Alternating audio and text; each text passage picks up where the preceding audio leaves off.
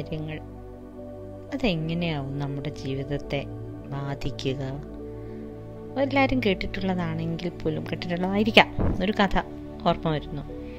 അതായത് നമ്മൾ ഒരു ആനയെ കാണുന്നത്, ഒരാൾ ഇങ്ങനെ നടന്നു പോകുമായിരുന്നു. അപ്പോൾ കുറേ ആനകളെ നിർത്തിയിരിക്കുന്നു. ആനകളൊന്നും അനങ്ങാതെ ഇങ്ങനെ നിർത്താണ്. അപ്പോൾ ആന ഇങ്ങനെ അനങ്ങാതെ നിൽക്കുന്നിടത്ത് പുള്ളി അടുത്ത് ചെന്ന് നോക്കുമ്പോൾ കാണാം ഈ ആന വലിയ ആനയാണ്.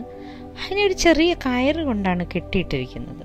അപ്പോൾ പുള്ളി വെച്ചു, ഇതെന്താ ഇത്ര വലിയ ആന ഇത്ര കുഞ്ഞു കയറുകൊണ്ട് കെട്ടിയിട്ടിരിക്കുന്നത്? അപ്പോൾ അതിൻ്റെ പാപ്പാൻ പറഞ്ഞു, ഇത് തീരെ ചെറുതായിരുന്നപ്പോൾ ഞങ്ങൾ ഈ കയറ് വെച്ച് കെട്ടിയിടും, എന്നിട്ട് അതിനെ മാക്സിമം ട്രൈ ചെയ്യിക്കും കയറ് പൊട്ടിക്കാൻ ഓർത്ത്. പക്ഷേ അതിനൊരിക്കലും പൊട്ടിക്കാനും കഴിഞ്ഞില്ല. അതിൻ്റെ കഴുത്ത് വേദന എടുത്തു. അതുകൊണ്ട് ഇപ്പോൾ കയറിടുന്ന പാടെ ആന അവിടെ നിന്നേക്കും. ആന ആലോചിക്കുക പോലുമില്ല അത് പൊട്ടിക്കണമെന്നുള്ള കാര്യമൊന്നും. ഇതൊരു കഥയായിരിക്കാം, പക്ഷേ നമ്മൾ എപ്പോഴെങ്കിലുമൊക്കെ ചിന്തിക്കേണ്ട ഒരു കഥ തന്നെയാണ്. കാരണം നമ്മളുടെ കഴുത്തിൽ കിടക്കുന്ന പല കയറുകളും പണ്ടേ നമുക്ക് പൊട്ടിച്ചെറിയാവുന്ന കയറുകളാണ്. ഒരു പക്ഷേ അത് പൊട്ടിച്ചെറിയാമെന്ന സാധ്യതയെക്കുറിച്ച് നമ്മൾ ചിന്തിക്കുന്നില്ല. അല്ലെങ്കിൽ അത് പൊട്ടിച്ചെറിഞ്ഞാൽ എന്ത്, നമുക്ക് കിട്ടുന്ന സ്വാതന്ത്ര്യം എന്ത് എന്ന് നമ്മൾ ചിന്തിക്കുന്നില്ല.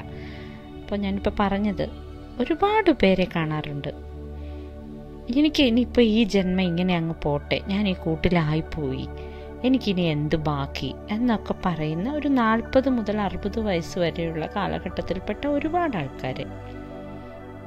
അതെന്തിനാണ്? ഓരോ ദിവസവും, ഓരോ പുതിയ ദിവസവും നമുക്ക് അടുത്തൊരു ജീവിതം തന്നെയല്ലേ തരുന്നത്. അപ്പോൾ കഴിഞ്ഞു പോയ കാര്യങ്ങൾ, ഇപ്പം ഇതിനകത്ത് പറയുന്നത് ഗതം ഗതം സർവം ഉപേക്ഷണീയം, ഞാൻ എപ്പോഴും പറയാറുള്ള ഒരു കാര്യമാണ്. ഞാൻ എന്നോട് തന്നെ കഴിഞ്ഞു പോയതൊക്കെ പോട്ടെ എന്ന്. ഇനി അങ്ങനെ പറ്റുന്നില്ലെങ്കിൽ മറ്റൊരു കാര്യം ചെയ്യാം. പൗലോ കൊയ്ലോ പറഞ്ഞിട്ടുണ്ട്, നിങ്ങൾക്ക് നിങ്ങളുടെ പാസ്റ്റിനെ, നിങ്ങളുടെ പൂർവ്വകാലത്തെ ഒട്ടും ഇഷ്ടപ്പെടുന്നില്ലെങ്കിൽ നിങ്ങൾക്കിഷ്ടമുള്ളതുപോലെ അതിനെ മാറ്റി എഴുതാൻ ശ്രമിക്കുക എന്ന്. അതെങ്ങനെയാണ് കഴിഞ്ഞു പോയ കാര്യങ്ങൾ, അത് ജീവിതം എങ്ങനെയാണ് കള്ളം എഴുതുക എന്ന് ആലോചിക്കും. അങ്ങനെയല്ല, ജീവിതത്തെ കള്ളമായിട്ട് പുതിയൊരു കഥ എഴുതുകയല്ല. നിങ്ങൾ ആ കാണുന്ന, അതിനെ വീക്ഷിക്കുന്ന രീതി ഒന്ന് മാറ്റിയാൽ നിങ്ങൾക്ക് അതേ സംഭവത്തെ തന്നെ മറ്റൊരു രീതിയിൽ കാണാൻ സാധിക്കുമെന്നാണ് അദ്ദേഹം പറഞ്ഞത്. എന്താണെന്ന് സംഭവിച്ചത്, ഞാൻ ചിന്തിക്കുന്നത് സത്യമാണ്, അല്ലെ ഞാൻ ചിന്തിക്കുന്നത് പോലെ തന്നെയായിരുന്നു കാര്യങ്ങൾ എന്നതിന് എന്ത് തെളിവാണ് നിങ്ങൾക്ക് യഥാർത്ഥത്തിലുള്ളത്?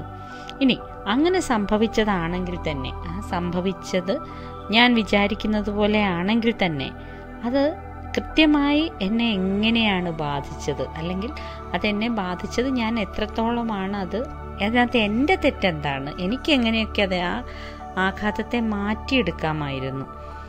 അങ്ങനെ തന്നെ ഇനി മറ്റൊരാൾ നിർബന്ധപൂർവം നമ്മളെ ഇങ്ങനെ കൂട്ടിലിടിക്കുകയോ എന്തെങ്കിലും ചെയ്തതാണോ, അതോ സമൂഹത്തിൻ്റെയും വ്യവസ്ഥയുടെയും കാരണത്താൽ നമ്മൾ അങ്ങനെ നമുക്ക് തന്നെ ഒരു കുഞ്ഞു കയറുണ്ടാക്കി നമ്മുടെ കാലിൽ കെട്ടിവെച്ചതാണോ?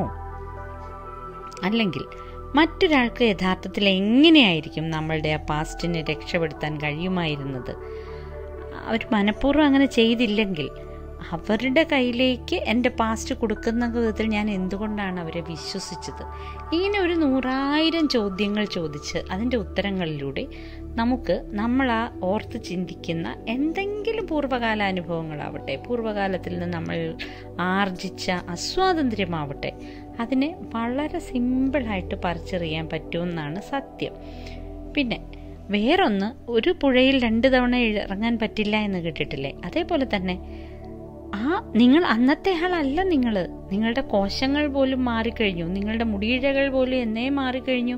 കണ്ടാൽ അങ്ങനെ ഇരിക്കുമെങ്കിലും അങ്ങനെ അന്നത്തെ ആളെയല്ല. നിങ്ങളുടെ ശരീരം മാറി, നിങ്ങളുടെ ഔട്ട്ലുക്ക് മാറി, നിങ്ങൾക്ക് ആ ഒരു അനുഭവത്തിൻ്റെ തന്നെ കൂടുതൽ സ്വാതന്ത്ര്യം കിട്ടി, അതിൻ്റെ അനുഭവ സാധ്യത കിട്ടി. അപ്പോൾ നിങ്ങൾ ഒരുപാട് മാറിക്കഴിഞ്ഞു. അപ്പോൾ തന്നെ നിങ്ങൾ ചിന്തിക്കുക, ഈ മുൻപിൽ നിന്ന് വന്ന ആ ഏത് കയറിനെയും പൊട്ടിച്ചു പോകാനുള്ള ശക്തി കഴിഞ്ഞൊരു അനുഭവം തന്നെ നിങ്ങൾക്ക് തന്നിട്ടുണ്ടാവും.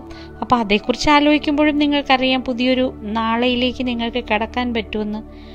അതേപോലെ നമ്മൾ വേറൊന്ന്, ഇതാണ് എൻ്റെ വിധി എന്ന് പറയും. എന്ത് ഇത്? അതെങ്ങനെയാണ് നിങ്ങളുടെ വിധിയാവുക? നിങ്ങൾ തന്നെ അതിന് മരണമാല്യം ചാർത്താതെ ഒരു വിധിയും നിങ്ങളുടെ ജീവിതത്തിൽ പറ്റിപ്പിടിക്കില്ല. അപ്പോൾ നിങ്ങൾക്ക് വേണ്ടാത്ത ഒരു ജീവിതം, അതിനെ എന്തിനാണ് നിങ്ങൾ വീണ്ടും വീണ്ടും മുറുകെ പിടിച്ചുകൊണ്ടിരിക്കുന്നത്? ഇത് മാത്രമേ എനിക്ക് ഓപ്ഷൻ ഉള്ളെന്ന് പറഞ്ഞ് ലെറ്റ് ഇറ്റ് ഗോ. ഇന്നലെ വരെ ഞാൻ അങ്ങനെയല്ലേ ചെയ്തത്, അത് പോട്ടെ, നിങ്ങൾക്ക് പുതിയൊരു ജീവിതം ഉണ്ടായിക്കൂടെ? ഒരുപാട് കേസുകളിൽ ഞാനിത് കണ്ടിട്ടുണ്ട്. അതായത് ഒരുപാട് അമ്മമാർ അവരിതേവരെ ഉണ്ടായ ജീവിതം, ഭർത്താവ്, കുട്ടികൾ, കുടുംബം, അങ്ങനെ അവസാനം കുട്ടികൾ അതേ വട്ടം വരച്ച് വീണ്ടും അതിൽ തന്നെ നിൽക്കുക, അമ്മ റോളിലേക്ക് ഇങ്ങനെ ഇരിക്കുക. അമ്മ റോളെന്നൊക്കെ പറയുന്നത് ആരാണ് നമുക്ക് ഡിവൈഡ് ഇത് ചെയ്ത് തരുന്നത്? നിങ്ങളല്ല തീരുമാനിക്കുന്നത് നിങ്ങൾ എങ്ങനത്തെ ഒരാളാവണം. നിങ്ങളുടെ കുട്ടികളോട് പറയണ്ടേ how to make myself happy, എനിക്ക് സന്തോഷമുണ്ടാകേണ്ടത് എങ്ങനെയാണെന്ന് നിങ്ങൾ ആരോടെങ്കിലും പറഞ്ഞിട്ടുണ്ടോ? പറഞ്ഞിട്ടുണ്ടാവില്ല. നിങ്ങൾ ത്യാഗമയി അല്ലെ ത്യാഗമയൻ എന്ന് പറഞ്ഞിരിക്കുകയായിരിക്കും.